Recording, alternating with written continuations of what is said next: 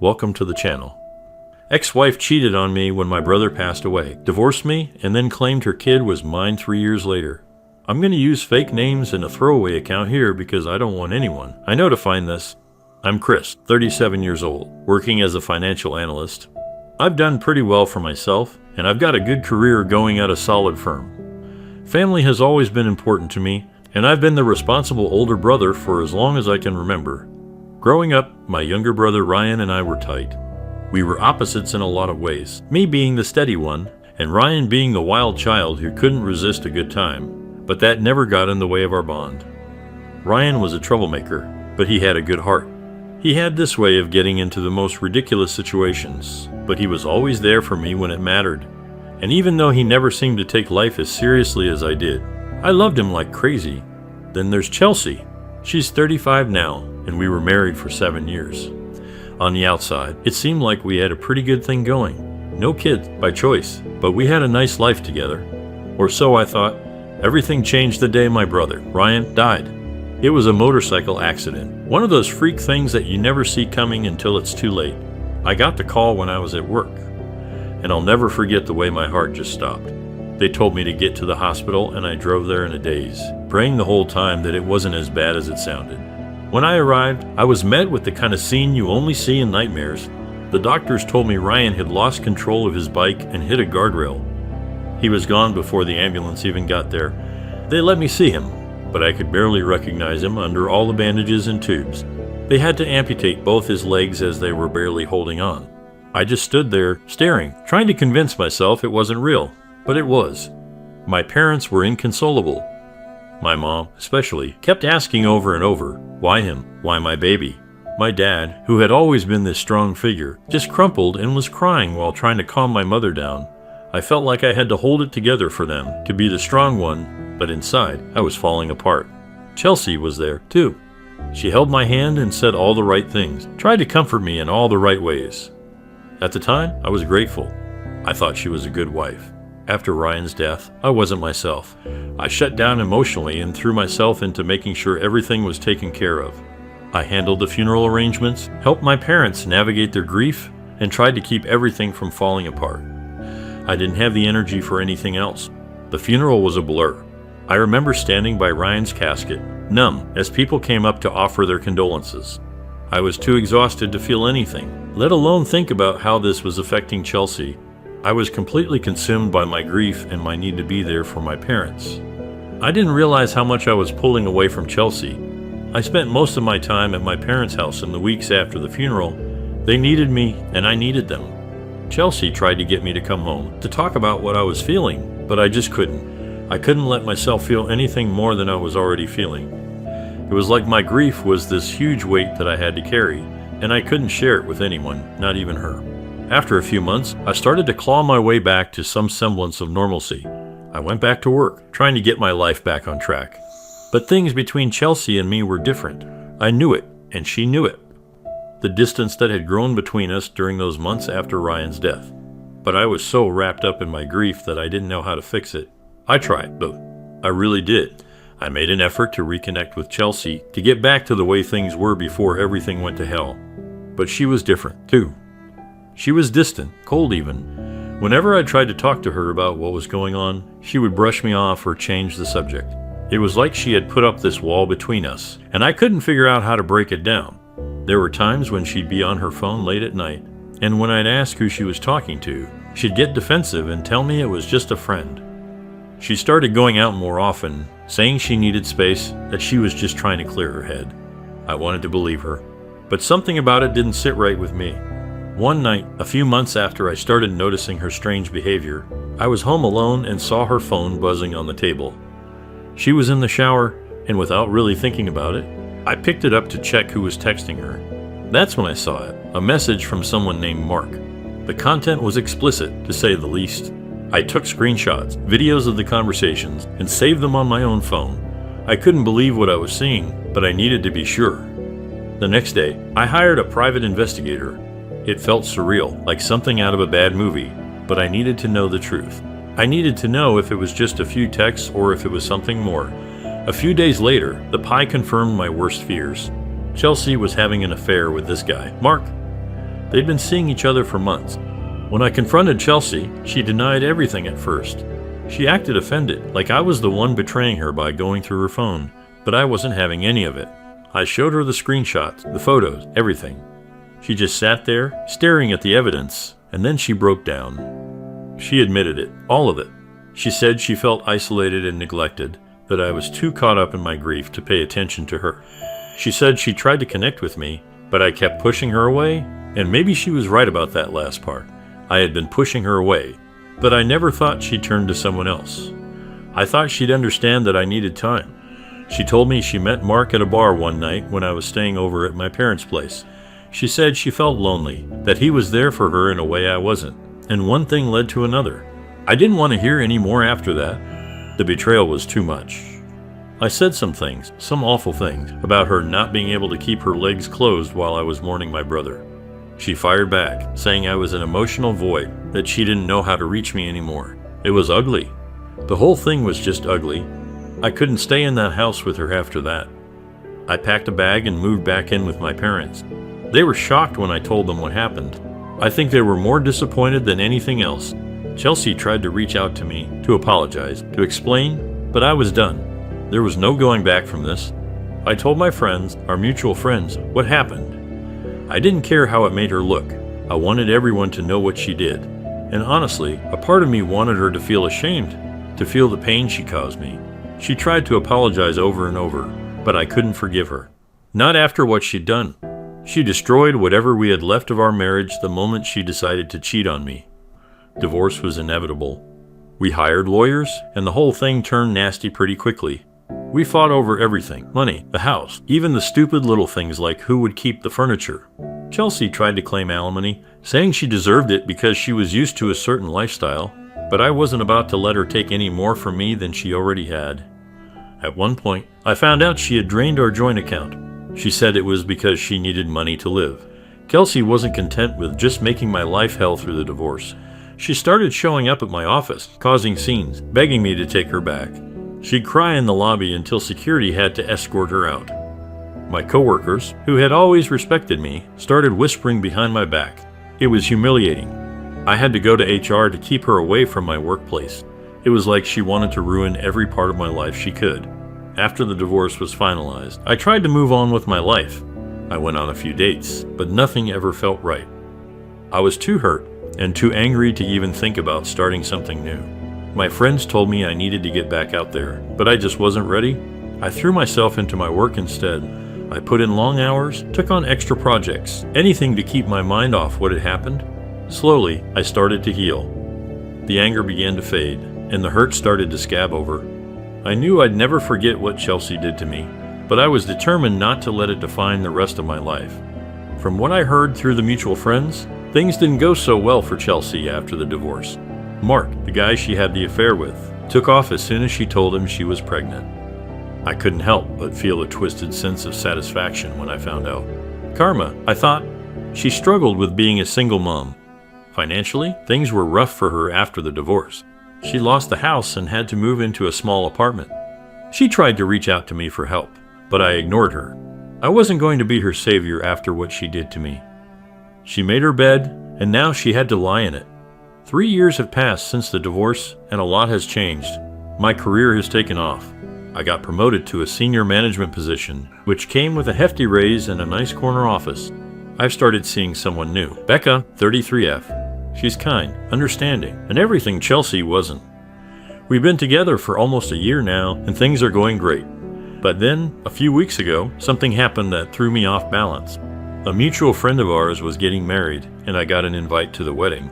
I debated whether or not to go, but Becca convinced me it would be good to show up, have some fun, and see some old friends. So I decided to go. I wasn't expecting to see Chelsea there. As soon as I walked into the reception, there she was, standing by the bar. She had lost a lot of weight, and there was this sadness about her that I hadn't seen before. Our eyes met, and for a moment, we just stared at each other. Then she started walking towards me. She asked if we could talk, and against my better judgment, I agreed. We found a quiet corner, and she started telling me about how hard things had been for her. She talked about how much she regretted what she did, how Mark abandoned her, how difficult it was to raise a child on her own. She apologized again, saying she knew she had no right to ask for my forgiveness, but she needed to try. She even started bringing up memories from our marriage, the good times, as if trying to remind me of what we once had. It was like she was grasping at straws, desperate to find some way to connect with me again. But all I could think about was the betrayal. As she talked, I couldn't help but have flashbacks to the day I found out about the affair. But then I looked over at Becca, who was watching us from across the room, and I realized that I had moved on. I wasn't the same person I was 3 years ago. I'd built a new life, found happiness again, and I wasn't about to let Chelsea pull me back into that dark place. I told Chelsea that I couldn't reconcile with her, that too much had happened, too much damage had been done. I told her I was happy now, that I had moved on, and that she needed to do the same. She tried to argue, saying she had changed, that she could be better, but I stood firm. I wasn't going to let her back into my life. She cried and started to beg, causing a scene. People at the wedding began to notice, but I didn't care. I wasn't going to let her manipulate me into feeling guilty for something she brought on herself. After the wedding, Becca and I talked about what happened. She was supportive, understanding, and she didn't push me to talk about anything I wasn't ready to. I told her about Chelsea's attempts to reconcile, and she just held my hand and told me she was proud of how I handled it. Since then, Chelsea has tried to contact me a few more times, but I've ignored her. I have no interest in reopening old wounds. I've set boundaries, and I intend to keep them. I've moved on, and I'm not looking back. Here's the part that's really throwing me off right now. Last week, I got a letter from Chelsea. In it, she told me that she believes her child might actually be mine. She said she didn't want to believe it herself, but the timing lines up, and she wants me to take a DNA test to find out for sure. I don't know what to do. Part of me thinks this is just another one of her manipulations, another way to try and force her way back into my life. But if there's even a small chance that this kid is mine, I feel like I have a responsibility to know. So, that's where I'm at right now. I'm trying to figure out my next move. I never imagined I'd be in this situation, and I'm not sure how to handle it. If anyone has been through something similar or has any advice, I'm all ears. Thanks for reading. I'll update when I know more. Final update. Hey Reddit, it's Chris again. First off, I want to thank everyone who took the time to read my previous posts and offer advice. I was overwhelmed by the support and the different perspectives you all shared. It really helped me to think things through during what has been one of the most stressful times in my life. I'm here to give you the final update on this whole saga, and I hope this brings some closure to anyone who's been following along. To recap briefly, a few years ago, my wife Chelsea cheated on me while I was grieving my brother's death, and we divorced after a nasty legal battle. I've since moved on and I'm in a happy relationship with Becca. But recently, at a mutual friend's wedding, Chelsea reappeared and tried to reconcile. Then she dropped a bombshell, claiming her child might be mine and requested a DNA test. After Chelsea's DNA request, I was extremely confused. Part of me wanted to dismiss it as just another one of her manipulative tactics, but the possibility that I might be a father was too big to ignore. I couldn't just sweep it under the rug. Becca and I had a long conversation about it. She was supportive, but I could tell she was worried about what this would mean for us. I tried to reassure her, but the truth is, I was just as worried. I also consulted with the lawyer to make sure I was covering all my bases. He advised me to go ahead with the DNA test, but to do it through a neutral third party to ensure everything was above board. That way, there could be no accusations of tampering or bias. We set up the test, and I tried to brace myself for whatever the results might show. The waiting period for the test results was brutal.